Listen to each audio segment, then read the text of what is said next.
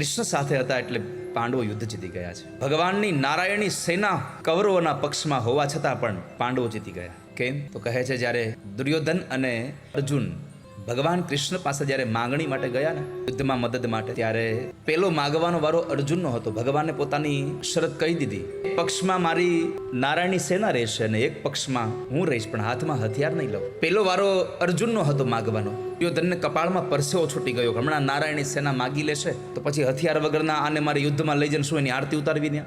અર્જુને કહ્યું કે પ્રભુ એક કામ કરો, તમે મારા પક્ષમાં રહ્યો. ભગવાન કે વિચારીને માગ્યું, હા તમે મારા પક્ષમાં રહ્યો, હું હાથમાં હથિયાર નહીં લઉં, કઈ વાંધો નહીં, તમે મારા પક્ષમાં લ્યો. ભગવાને દુર્યોધનને કીધું કે દુર્યોધન, અર્જુને મને માગી લીધો છે એટલે તારે હવે નારાયણની સેના લેવી પડશે. કાંઈ વાંધો નહીં, નારાયણની સેના તો નારાયણની સેના, એને જોતી હતી નારાયણની સેના જ. પણ વળી પાછો હામો હારું લગાડતો ગયો કે કાંઈ વાંધો નહીં, અર્જુને તમને માગ્યા છે તો હવે બીજું શું કરું, હું નારાયણની સેના લઈ જાઉં. નારાયણની સેના લઈને ગયો. આ બાજુ અર્જુન હજી બેઠા છે. ભગવાને અર્જુનને હાથ પકડીને કીધું, એલા મૂર્ખ્યા, અને કહું છું હું હથિયાર હાથમાં નહીં લઉં તો તે મને માગ્યો.